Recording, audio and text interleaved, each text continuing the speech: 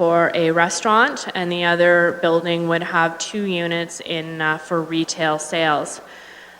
Retail sales are permitted as of right, and the restaurant is permitted as of right as well for the subject lands.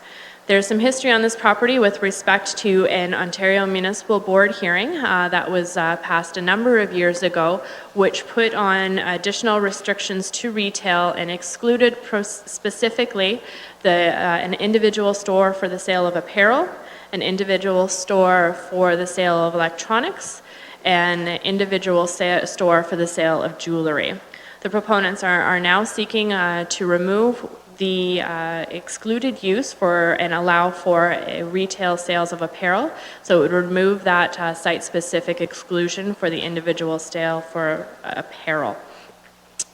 The applicants did provide a market impact assessment as well to go along with the justification to the application, and the application was circulated to the various departments and agencies as well as members of the public.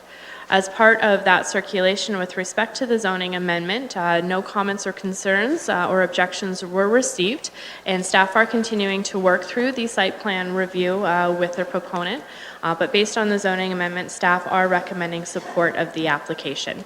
Thank you. Thank you very much, Shannon. Any questions from council members? Councillor Oliver. Thank you, Mr. Mayor. I'm looking at actually page 168 of our agenda package, which is, I think, the justification report provided by the proponents, and it's the map. And in particular, I'm interested to note that one of the proposed retail stores is a pet store, as it's described there, in bracket permitted. In other words, no additional approvals would have been required from us relative to a pet store. Is that correct? Through you, Mr. Mayor, that is correct. Retail sales are permitted, so a variety of retail-related uses, including a pet store, are permitted, but it's specific, through the zoning, it specifically excludes an individual store for clothing, jewelry, and electronics. Okay, so would there impact analysis, if you like, in terms of potential impact on other business that they did, would it have had to deal with the impact, if any, of the pet store as well as those that you mentioned, or only those that you mentioned? Through you, Mr. Mayor, it did not address the pet store, as a pet store is permitted as of right, so okay, they could open up at any time for that use. Their market study specifically addressed the retail sale of apparel. Right, okay, thank you. Thank you. Any further questions? Councillor Columbus? Yeah, so the question I have is with respect to apparel. This is children's apparel, but let's say this company goes broke in 2 years. Does that mean any other type of apparel can move directly into this store, or would it have to be a children's apparel?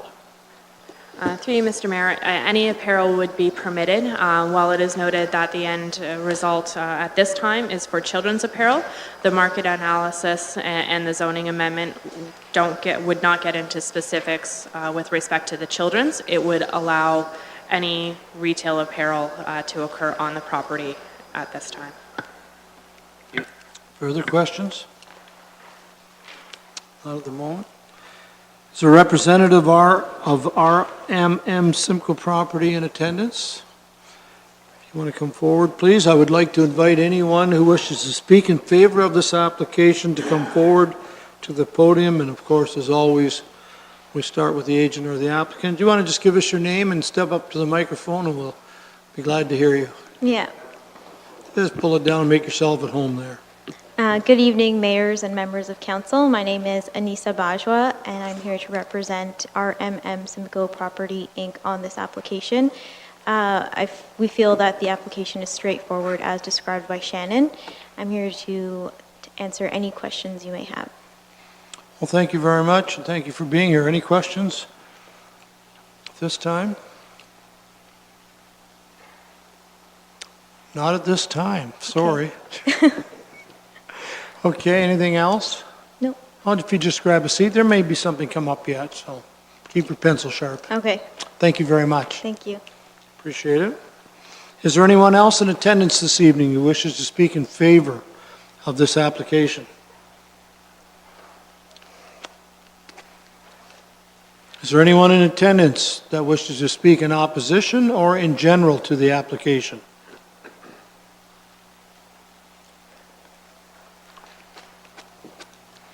Anything further from this council? Yeah, go ahead, Councilor Brunton. One question, and I'm sorry I should ask the young lady there, but who actually owns all the land on where this sits?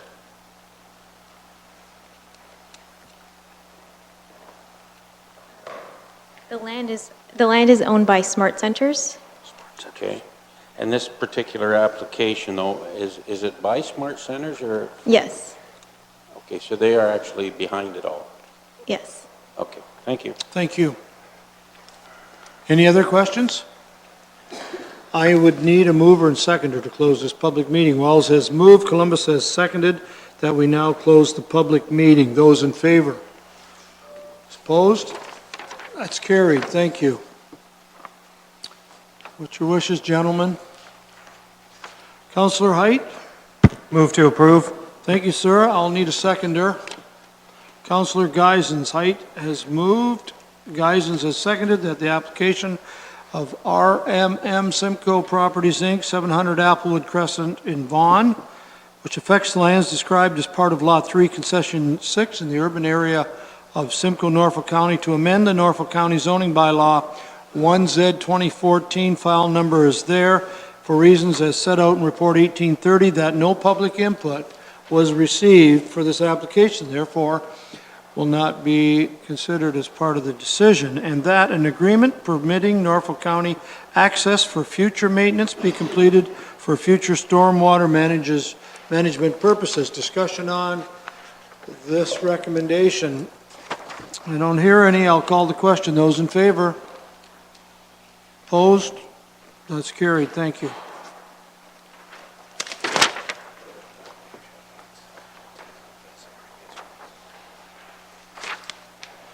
Boy, you're good. You're amazing. You're an amazing man.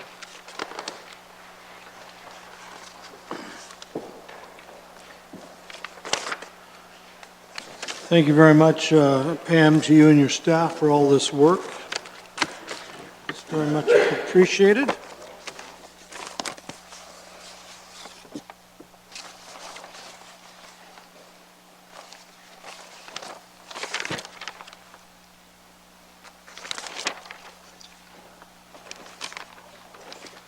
I don't believe there's any report. Well, there may be. Are there any reports from council members in relation to committees that you sit on?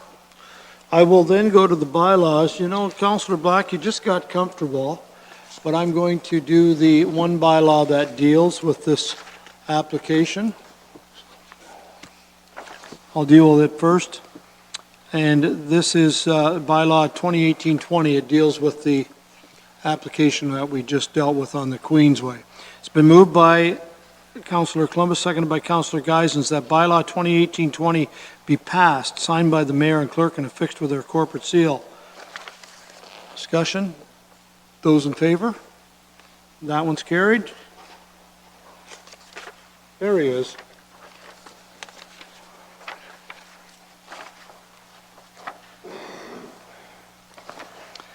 You're all set? Moved by Councillor Columbus, seconded by Councillor Geisens. That bylaw 2018-22 to bylaw 2018-24 inclusive, bylaw 1Z 2018 and bylaw 15Z 2018 to 19Z 2018 inclusive, as well as bylaws 21Z 2018 to 24Z 2018 inclusive, be passed, signed by the mayor and the clerk, and fixed with our corporate seal. That's the balance of the bylaws, other than 2018-25. Whoops, sorry, the last one. Any discussion on those bylaws? Those in favor? It's carried. Thank you.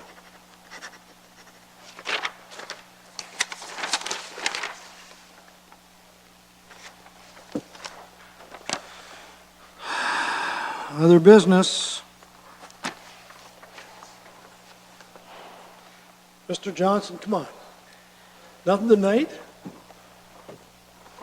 Pam? Nothing tonight, sir. Okay. Mr. CAO, would you have something under other business?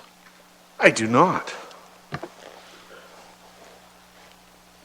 You guys shaking your heads no, both of you, Lee and Bill. Thank you. How about you, Mr. Clerk? Okay, we'll find something here. Councillor Walls. Councillor Height. Thank you, Mayor Luke. In our information package, we received communications from Mr. John Daly, the County Clerk of Simcoe County. Did he confuse the town of Simcoe with Simcoe County and sent us this by accident? Well, could be. Age-friendly initiative project update? Or are they trying to pitch our seniors to move up there? What do you think? Through you, Mr. Mayor, I believe, it was fairly widely distributed, so we're just within the catchment area of We're in the receiving catchment it. area, okay. So it just was sent everywhere randomly? Okay, fair enough. Maybe we should randomly send them a tax bill. They'll randomly pay it. But just one quick one, Mr. Mayor. I know you were in my part of the county, you and Mr. Cribbs, for the Tea with the OPP. It was a pretty good turnout, I felt. I'm not sure how you guys felt. It's always busy in the gossip shop. All right, but I really found it was really, really helpful. I got a lot of people that were really happy that the OPP did come out and sat down at the tables and spoke with people, and people were very, very open, and that's the type of relationship we need with our protective services, to come out and get to know the people in the community. And it was nice to see they really put an effort forward to it, and a lot of them showed up, and it was really appreciated by the community. I think it's always better to know who's showing up at your door. If you have that relationship with them, it makes it so much easier, right? So I appreciate that and thank them for their time. Yes, it was well attended. The coffee shop was a busy little place out there. Very good coffee shop, great people. Councillor Geisens. Thank you very much. Councillor Black. Thank you, Mayor Luke. I did get one complaint this week from a business downtown, overnight parking, and it just so happens he was downtown late and was on Colburn Street, and there's two officers, OPP officers, asked them to enforce the overnight parking, and I guess the reply was that that's bylaw's responsibility. I know that we have an agreement with the OPP to enforce our bylaws, so I just wondered if you, as a representative, along with Councillor Oliver, at the next Police Services Board meeting, to make sure that nothing has changed with that bylaw, that the OPP, when our bylaw are not available, which they aren't at that time of the night, do in fact enforce the overnight parking on the street bylaw. Thank you. Thank you very much. Mr. Mayor, just on that point, it would be helpful, Councillor Black, if you don't mind forwarding the specifics just to myself and the mayor. It just so happens there is a PSB meeting tomorrow morning, and if I had that time and location reference, I would certainly at least mention it if that's appropriate. So, Thank you. Councillor Columbus. Thank you, Mr. Mayor. Got a couple items there with respect to roads, Lee, and got one email and a verbal comment whereby persons driving have hit potholes and they blew tires or broke a rim. Just what is the process for that when that occurs, and how do we evaluate that whole process? Through the mayor to council, I don't see the general manager of employment and corporate services. That matter is actually handled. Oh, sorry, I'm going to turn it to Mr. Cribbs, who's going to respond on behalf of that. That's typically handled through our representatives in corporate services. Okay, thank you. So twofold answer. To legally operate a motor vehicle on a public highway in the province of Ontario, one is required pursuant to the Compulsory Automobile Insurance Act to have a valid contract of insurance. The way Ontario's insurance regime works is you must first go to one's own insurer, so the correct answer is to call one's own insurer. They may take further action from that, so that would be our response. Okay, that answers the public's question. Thank you. The other one is, Lee, with respect to, we normally have a road surfacing treatment. Our roads are in pretty rough shape, as we know. And I think we allocate several thousand, hundreds of thousands of dollars towards that. Is there a list that you will be preparing for us to look at as to what roads will be upgraded on the surface? Not the big projects, the capital projects with water, sewer and all that, but when will we be getting that? Through the mayor to council, absolutely. Every year, staff provide an update to council with respect to a variety of road resurfacing programs, whether it's the tar and chip program, microsurfacing, et cetera. We wait to evaluate that list till after the spring breakup, and although it feels like spring these days, winter is not done with us yet. So typically, that sort of a memo would typically come probably in late April, early May, once we've had a chance to really evaluate and see how well our roads did and didn't do over the course of the winter. Thank you. And does the province contribute to that program? You know? Or is it straight right from the county levy?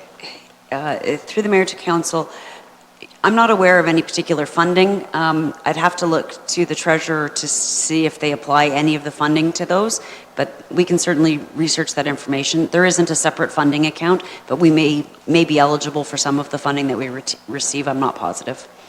Because with the condition of the roads today, I would think that we're going to need a lot of fixing. Thanks. Through the mayor to council, they still need to settle down. There's still some frost that's coming out there. This is typical for this time of year. Certainly, it always changes our program in the spring when we actually see what we end up with at the end of the day. Thank you. Councillor Broughton.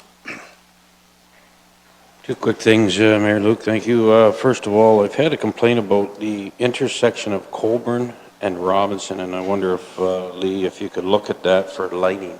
Seemed awful dark. I did go through there, and it would appear to be, I don't think there are any street lights on the four main corners. But if you check that out, maybe, and I'm pretty sure there are no lights there, but anyways, if you could check that out, I'd appreciate it. My last question is to James, the investment report. What is the date that that's coming?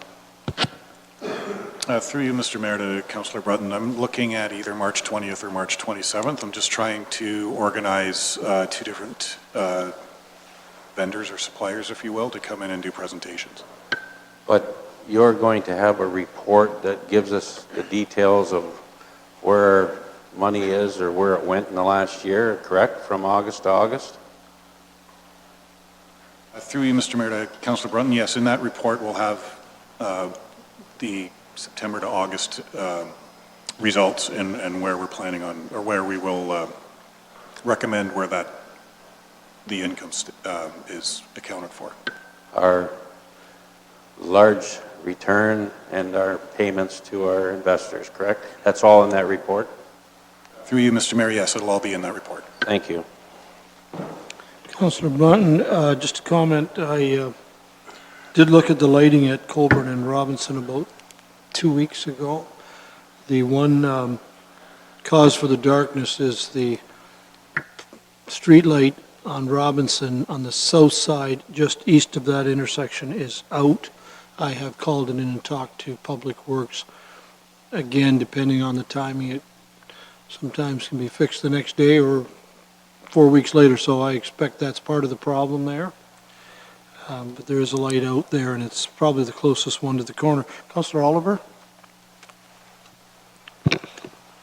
Mr. Mayor, I just really want to take this opportunity to thank you and the entire county, both staff and councillors, for the support you've shown myself and my sons over the last 2 weeks. Thank you. You're welcome, sir.